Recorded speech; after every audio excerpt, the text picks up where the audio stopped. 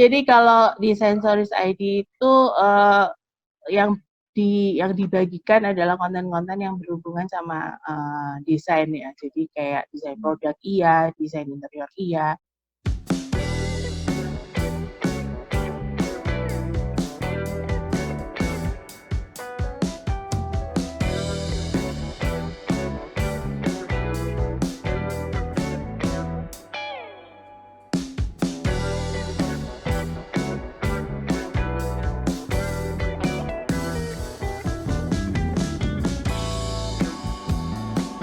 Sebenarnya ini tuh mimpinya temen sahabatku sebenarnya, buat kerja di majalah itu awalnya adalah mimpinya sahabatku.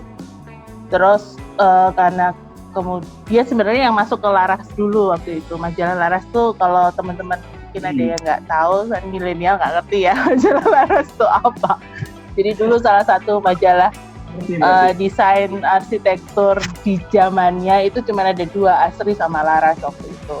Yang lokal ya, dan brand internasional belum masuk gitu. Karena yang pertama kali masuk adalah sahabatku itu, terus kemudian karena dia dapat beasiswa ke Thailand, dia memaksa aku untuk cobain gitu, karena kita sama-sama sebenarnya sama-sama senang nulis dan sebagainya gitu. Pada saat itu aku masih bekerja di konsultan arsitektur di Jogja waktu itu. Terus disuruh nyobain, ternyata masuk waktu itu. Yang wawancara aku kan Bu Erna Aidin ya, pimpinan redaksi waktu itu. Ya udah, habis itu terus kayak memang secara otomatis langsung menikmati aja, dan karena memang Laras tuh kayak Chandra di Muka ya, ibu-ibu waktu itu kan yang jadi pembinaan itu kan perempuan-perempuan semua ya. Ibu-ibu itu tuh sangat, menurutku tuh sangat hebat, bahkan aku hari ini tuh masih belum setengahnya mereka gitu. Jadi kebayang nggak sih gimana dedikasi dan passion mereka mengerjakan majalah Laras tuh kayak gimana gitu.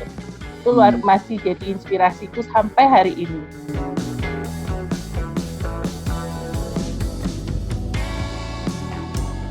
Kemudian menyadari potensiku sendiri ya, kayak aku ternyata nggak terlalu bisa punya endurance bertahan untuk proyek-proyek arsitektur yang pasti cukup panjang kan, bahkan untuk rumah tinggal pun bisa sampai 3 bulan 4 bulan gitu kan. Atau bahkan kalau ngobrol sama arsitek bahkan ada yang sampai tahunan gitu kan. Itu aku nggak punya endurance itu, bahkan apalagi kalau bangunannya lebih kompleks lagi kan. Terus kemudian kalau menulis itu jadi memungkinkan aku tetap bisa menikmati karya-karya arsitektur yang berkualitas. Mengapresiasi itu tuh ternyata menyenangkan juga buat aku, tanpa harus aku yang berkarya sendiri gitu loh. Jadi kemudian penyampaianku di misalnya kayak bisa berhasil menyampaikan tulisan yang menurutku cukup adil untuk mengapresiasi karya itu tuh udah jadi satu kepuasan buat aku pada saat itu.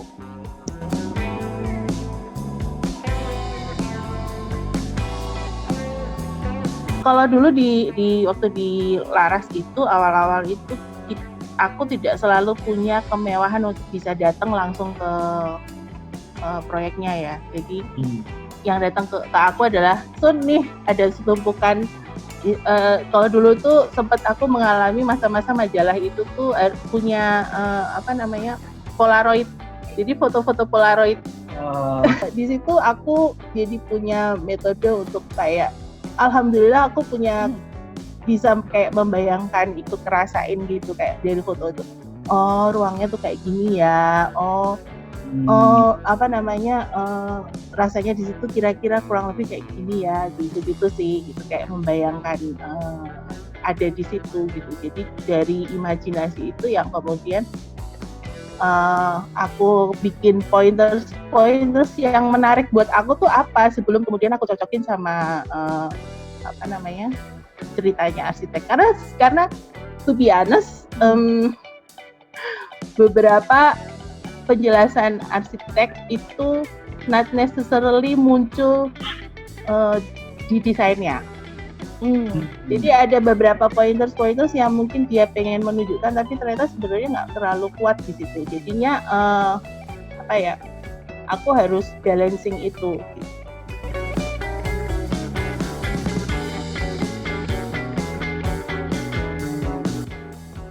Oh iya, pasti ada risetnya. Pertama kan berusaha ngerti ini siapa arsiteknya. Kecuali kalau sudah berkali-kali kita sudah sangat mengenal ya. Kayak misalnya waktu itu aku sering banget menulis tuh, karena Laras itu kan sangat dekat sama beberapa arsitek kami ya. Jadi karena sudah selalu sering meng-review karya mereka, lama-lama kan jadi udah ngerti, oh ini gayanya dia, atau biasanya approach dan pendekatan desainnya dia seperti ini, itu udah familiar. Tapi semakin kesini itu kan semakin banyak nama-nama baru, arsitek-arsitek atau desainer baru gitu. Nah itu yang kemudian aku coba buat nyari tahu gitu. Jadi pada saat itu jadinya riset yang dilakukan either kalau nggak cari dari arsip Laras itu sendiri, atau kemudian ya kita harus nanya gitu. Kamu tuh karya-karya sebelumnya apa sih, kayak gimana sih, apa segala macam, dan ngobrol gitu kalau bisa. Ya bisa ngerti gambaran spiritnya arsiteknya kayak gimana, desainernya kayak gimana. Kayak somehow dari obrolan itu kayak ngasih bisa ngasih kejelasan gitu, kayak jadi kayak aku sendiri tuh harus paham sama karya itu tuh, aku harus paham gitu. Aku harus paham si arsitek tuh kayak gimana, baru kemudian aku bisa menuliskannya dengan baik. Kalau nggak paham ya aku akan kebingungan sekali gitu, ini aku harus nulis dengan cara yang kayak gimana gitu. Itu sih intinya.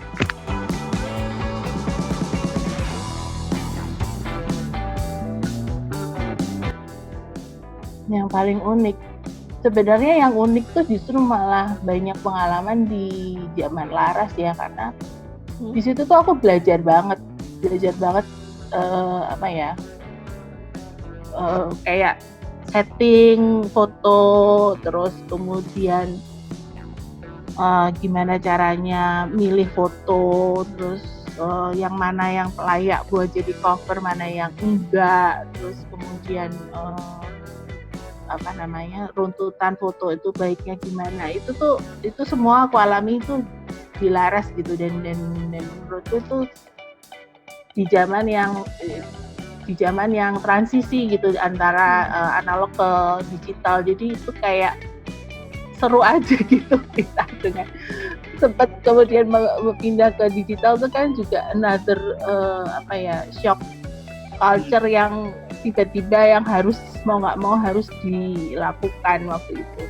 Dulu waktu kan aku jadi penulis kan di awal posisi di sana jadi penulis, terus lama-lama diajakin, ayo pas pemotretan diajakin karena sekalian wawancara kan. Terus waktu diajakin ya masa lagi nata-nata aku nggak ikut bantuin kan, jadi sekalian bantuin juga, jadinya malah ikut belajar gitu banyak.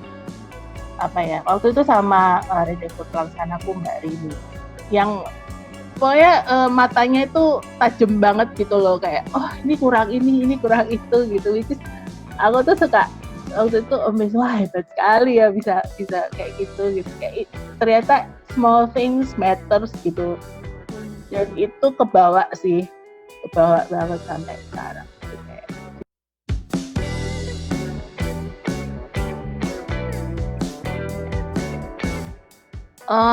Sebenarnya Design Stories ID itu tidak aku posisikan sebagai media ya, tapi lebih ke karena aku waktu itu keluar dari MPG Media, kemudian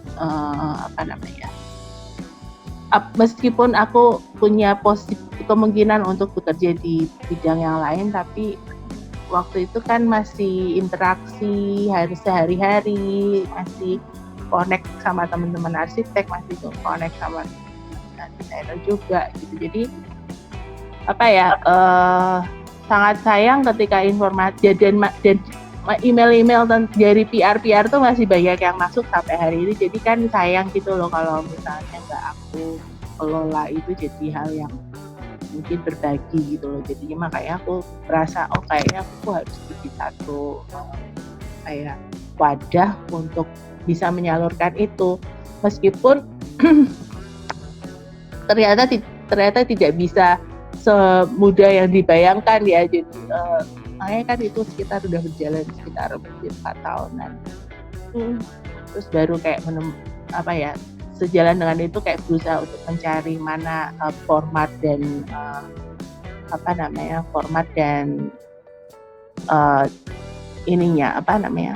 metodenya yang paling pas, yang paling enak buat saya kerjain sendiri juga cukup bisa ngasih konten atau ngasih informasi atau apalah gitu sih.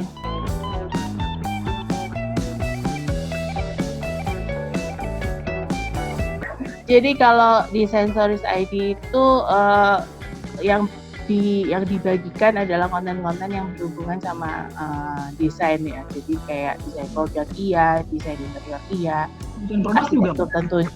Desain produk juga banyak karena kan aku banyak kadang-kadang kayak misalnya pameran-pameran yang annual yang ada di kayak di Milan, di Paris, Maison Objet segala macam itu kan banyak produk, informasi produk ya. Terus kemudian beberapa juga ada kayak material sih aku belum terlalu mengeksplorasi ya, tapi ada beberapa informasi yang inovatif yang mungkin menarik secara desain sih kadang aku share juga gitu. Cuman itu belum aku eksplorasi lebih dalam, tapi lebih banyak ke desain produk, desain interior sama ya arsitektur sih.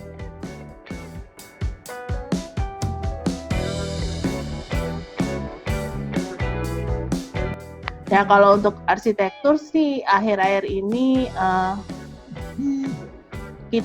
kita memulai untuk bikin satu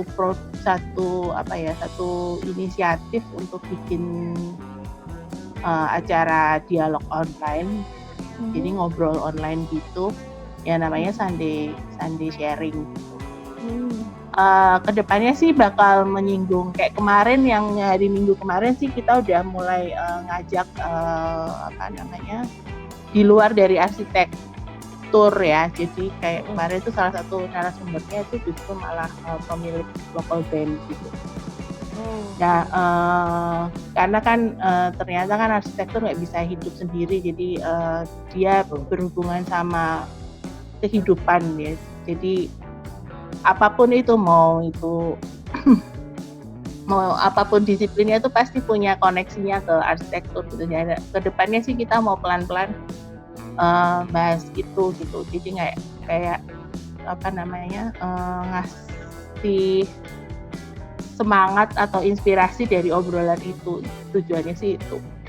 Selain Sunday Sharing itu, kita juga lagi mau mulai kolaborasi sama Biru Sharing Discussion. Jadi itu salah satu divisinya Biru Arsitektur yang diampu sama Mas Ruby Rusli. Jadi kita bikin yang namanya Creative Codeless, yang ini adalah sebenarnya sama formatnya, diskusi dan melalui online dan podcast gitu. Cuman kemudian karena kerjasama sama Mas Ruby, jadi eksplorasi konten dan materinya jadi lebih dalam gitu loh. Karena sebenarnya itu perhatiannya lebih banyak ke bisnis, dari desain dan teknologi gitu. Jadi kita awalnya sih berangkat dari omongan soal entrepreneurship ya, gitu, tentang firma apa segala macam. Tapi kemudian ini tuh sebenarnya kita bisa mengembangkan materi-materi yang lebih dari sisi industri, dari sudut pandang yang selain dari pelaku kreatif ya. Jadi selain dari arsitek atau selain dari desainer interior. Jadi gitu sih. Nanti ditunggu aja update-nya. Siap.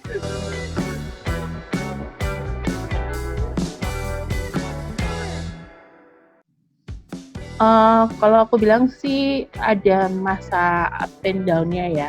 Maksudnya bukan up and down ya, istilahnya yang tepat apa ya?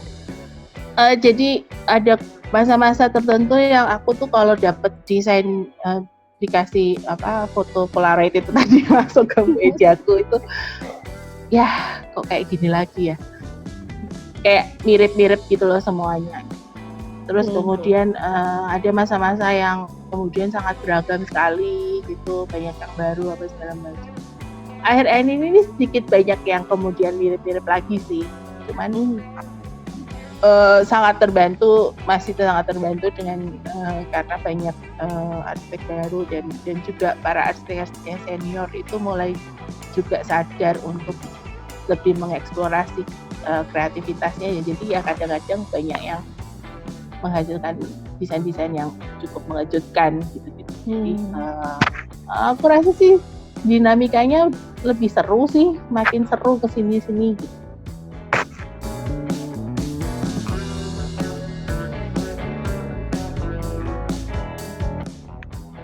Ya itu bagus banget buat komunitas arsitek Indonesia ya, karena itu kayak buat mereka sendiri juga jadi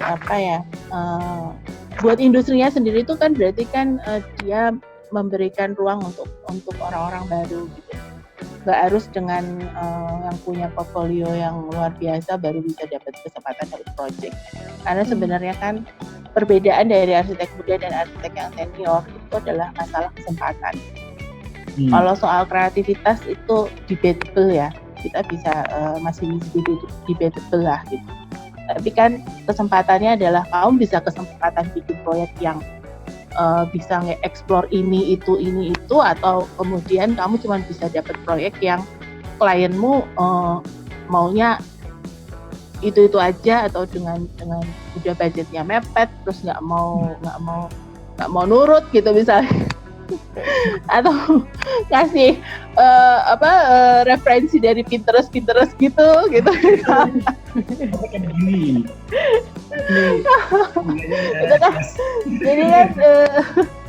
Jadi masalah kesempatan dan kesempatan itu kemudian kan juga menuntut si individu arsitektur ini juga punya cara atau metode untuk bisa meyakinkan orang dengan karyanya. Itu menurutku sih jadi positif kan. Ya, jadi kayak standarnya itu jadi kayak mau nggak mau agak naik gitu. Jadi kayak kamu jadi kepus sih harus bisa negotiate your ideas kan, maksudnya selling your ideas kan. Itu buat yang baru dan yang emerging ya. Tapi kalau buat yang sudah established dan segala pun jadi kemudian kayak makin banyak saingan nih gitu. Jadi kan mau nggak mau jadi kayak nggak di comfort zone gitu loh. Jadi malah jadi bagus juga gitu.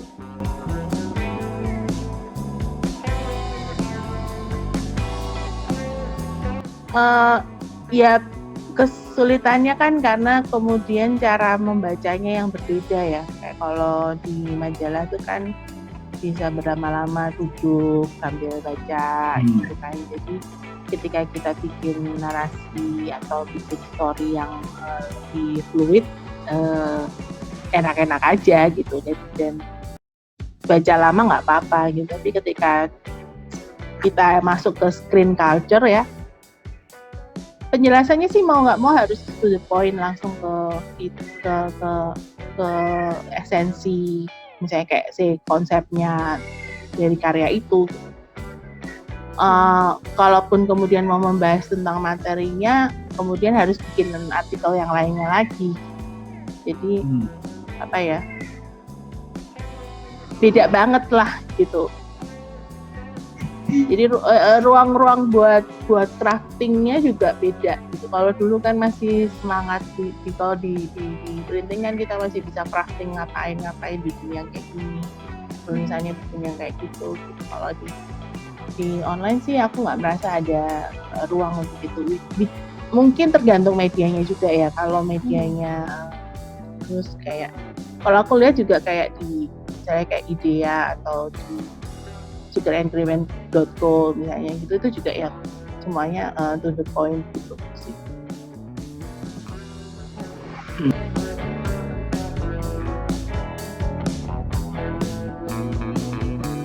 Memang masuk ke media itu bukan berarti terus banyak pekerjaan yang masuk, banyak job yang masuk, itu enggak. Kalau apalagi kalau masa-masa kayak sekarang green culture kayak gitu.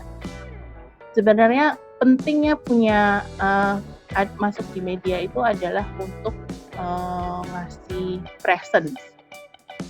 Jadi ketika kamu ada di media itu orang jadi bisa nyari tentang karyamu kayak gimana, bisa nyari oh itu siapa sih.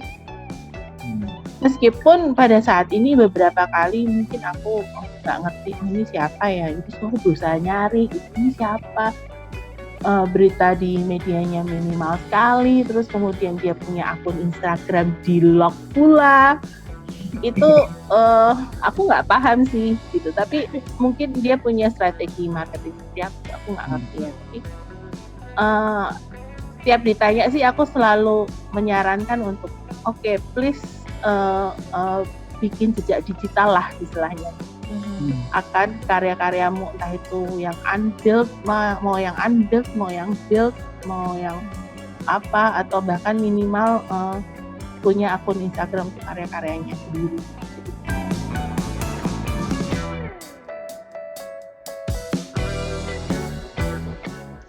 Oke, GoPro with Catalog Pro. Oke, terima